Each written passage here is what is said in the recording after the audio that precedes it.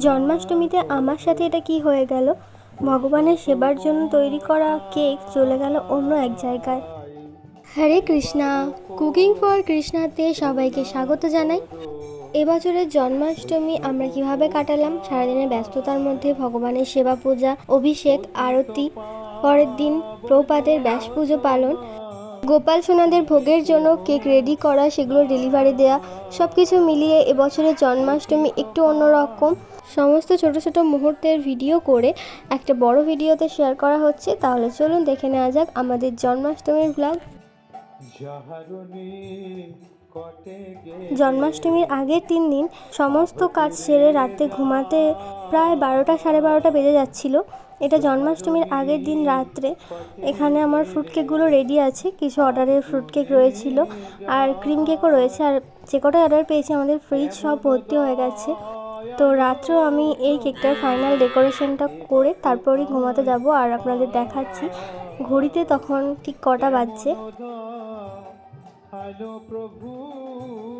বরাবরই কেকের ব্যাপারে আমার একটা বিশাল ইন্টারেস্ট ছিল। প্রত্যেক বছরই জন্মাষ্টমীতে ভগবানকে কেক তৈরি করে ভোগ নিবেদন করতাম। একবার তো হুইপ ক্রিম দিয়ে ক্রিম কেকও তৈরি করেছিলাম, সেটাও সবার বেশ ভালো লেগেছিল। এবছর তো আমি নিজেই বাড়িতে একটা হোম বেকারি চালাচ্ছি। আর গোপাল সোনাদের ভোগের জন্য কয়েকটা কেকের অর্ডারও এসেছিল। ওই সমস্ত কাজগুলো কমপ্লিট করে আবারও একবার স্নান করে নিয়েছি। এবার মাথা ধুয়েছিলাম আর বেরিয়ে এসে দেখছি মায়ের অর্ধেক রান্না হয়ে গেছে। এখানে ভাজা তরকারি হয়ে গেছে আর মোচা তৈরি করছে। তারপর আমি উপরে চলে এসেছিলাম। এই জন্মাষ্টমীতে আমাদের গ্রামে মালার ভীষণ পরিমাণে সংকট দেখা দিয়েছে। কোনো ফুলের দোকান খোলেনি। আর বাইরের জায়গা থেকে মালা নিয়ে আসা সেটাও একটা ঝামেলার। সেখানে আবার মালা পাবো কি পাবো না, অথবা পেলেও কীরকম দামের।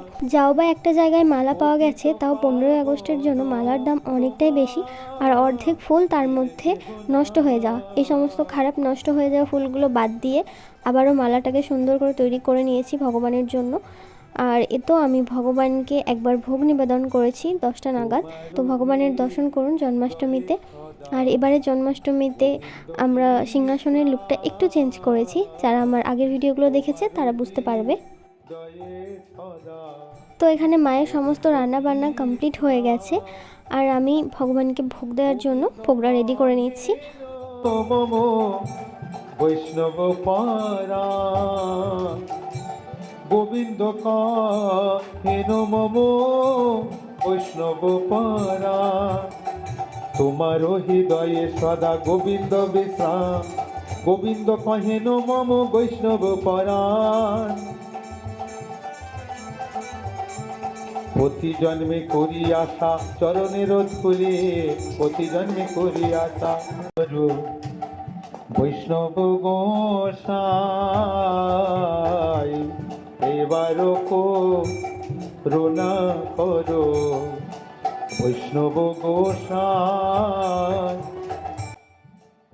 ভগবানের ভোগে রয়েছে অন্ন, শাক ভাজা, বেগুন ভাজা, পটল ভাজা, আলু ভাজা, ঢ্যাঁড়স ভাজা, বাঁধাকপির পকোড়া, ডাল, মোচার ঘণ্ট, ফুলকপি আলুর তরকারি, পনিরের রসা, পরমান্ন, 5 রকমের মিষ্টি, মালপোয়া, পাঁপড় ভাজা, পেঁপের চাটনি।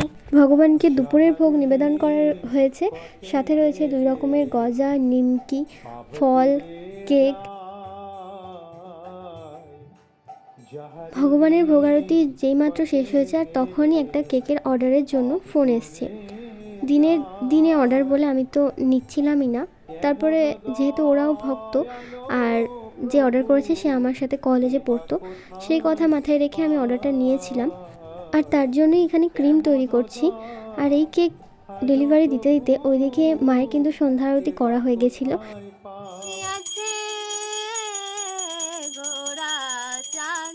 রত্ন সিংহাসনে আরতি করেন ব্রহ্মা আদি দেবগণে, আরতি করেন ব্রহ্মা আদি দেবগণে।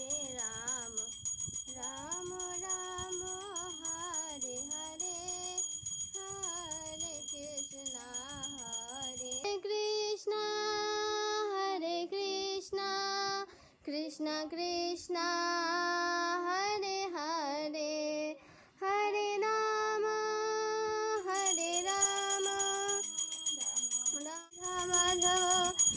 রাধা মাধব জয় রাধা মাধব জয় গৌর হরি জয় গৌর হরি জয় গৌর নিতাই জয় গৌর নিতাই জয় জগন্নাথ জয় জগন্নাথ।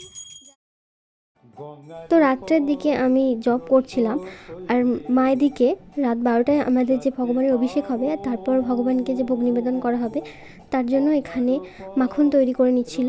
এটা কিন্তু দুধের স্বর জমিয়ে মাখন তৈরি করা হচ্ছে, এটাই কিন্তু মাখন তৈরির সঠিক প্রসেস। ঘিয়ের মধ্যে বরফ দিয়ে ওটা কিন্তু মাখন তৈরির একদমই রং প্রসেস। রাত্রে দুজন আসবে অভিষেকের জন্য আর তারা সবাই প্রসাদ নেবে, তাই জন্য আমি এখানে বাকুইট তৈরি করব। তারপর রাত্রে ভগবানের অভিষেক করা হবে, তার জন্য আমি আবারও স্নান করে তিলক আচমন করে নিয়েছি। এখন ভগবানের কাছে যাব। এবারে জন্মাষ্টমীতে আমি, মা, বড় মা এবং সাথে আরও দুজন রয়েছে আমাদের পাড়ারই, তো সবাই মিলে আমরা ভগবানের অভিষেক করব।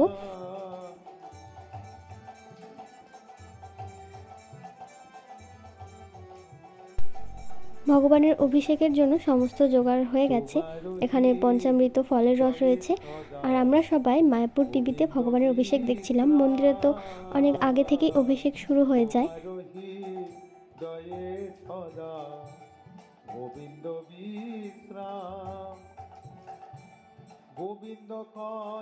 তারপরে আমরাও ভগবানের অভিষেক করে নিলাম।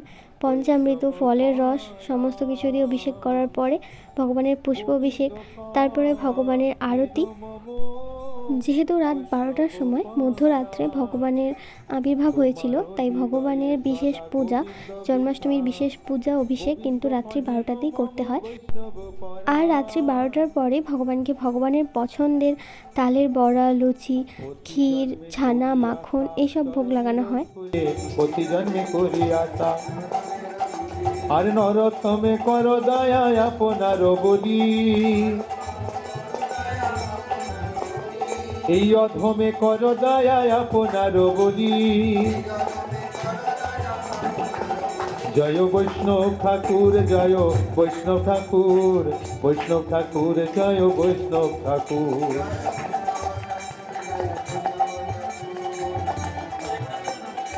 জয় জয় প্রভুপাদ, প্রভুপাদ।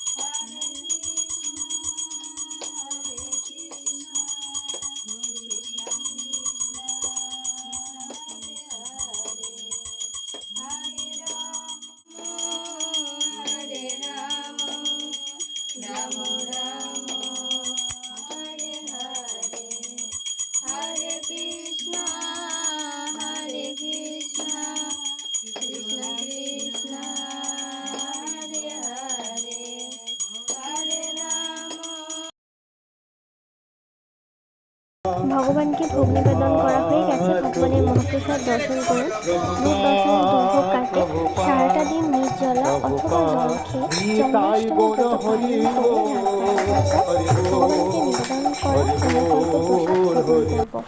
তার পরের দিন যখন পারণের টাইম থাকে সেই টাইমের মধ্যে অল্প কিছু অন্ন প্রসাদ গ্রহণ করে জন্মাষ্টমী ব্রত ভঙ্গ করার পরে আমাদের থাকে শ্রীল প্রভুপাদের ব্যাস পুজোর উপবাস।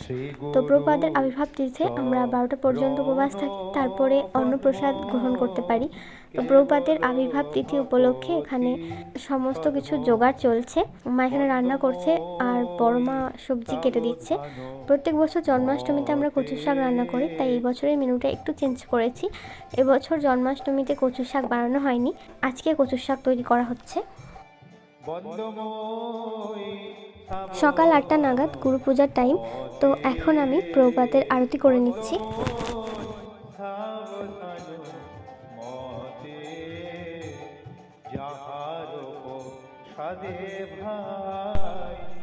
তারপরে ব্যাস পুজোর দিন সমস্ত কাজ মা করেছিল, আমাকে সেভাবে কিছু করতে হয়নি, তাই কোনো রকম ভিডিও নেই। তো লাস্টে আমি এখানে চিলি পনির রান্না করেছিলাম, আর তারপরে ভগবানের ভোগের থালা সাজিয়ে নিচ্ছি। মা ভগবানকে ভোগ নিবেদন করবে। জন্মাষ্টমীর দিন কেক নিয়ে একটা বড়সড় গণ্ডগোল হয়ে যাওয়ায় আমাদের বাড়ির রাধা মাধবের জন্য যে কেকটা আমি তৈরি করে রেখেছিলাম, ওই কেকটা আমাকে একজনকে দিয়ে দিতে হয়েছিল। তার বদলে অন্য একটা কেক আমি ভগবানকে দিয়েছিলাম। আর একটা কেক আমি স্পঞ্জটা বানিয়ে রেখেছিলাম, ভেবেছিলাম যে আজকে তৈরি করে প্রবাদকে নিবেদন করব। কিন্তু আমাদের এখানে নতুন নাটক শুরু হয়েছে, প্রত্যেক রবিবারে সকাল থেকে কারেন্ট থাকছে না। আর এই ব্যাপারটা আগে থেকে বলেও রাখিনি। আর যেহেতু কারেন্ট ছিল না, তাই ক্রিম তৈরি করা, কেক ক্রামকোট করে ফ্রিজে রাখা কিছুই করতে পারিনি। আর তাই কোনো রকম কেক আমি ভগবানকে দিতেও পারিনি। এবছর জন্মাষ্টমীতে এটা আমার সবথেকে বড় আফসোস যে আমি আমার মনের মতো কোনো কেক রেডি করে ভগবানকে দিতে পারলাম না। সেই বিকালে কারেন্ট এসেছিলো, আর তখন আমার আরেকটা বার্থডে কেকের অর্ডার ছিল, সেই কেকটাও আমি তৈরি করেছিলাম। আর আমাদের বাড়ির ভগবানের জন্য যে কেকটা বানিয়ে রেখেছিলাম, ওটাকে ডেকোরেশন করে সন্ধ্যায় নিবেদন করেছিলাম। ব্যাস পুজোয় ভগবানের ভোগে কী কী ছিল বলে দিই।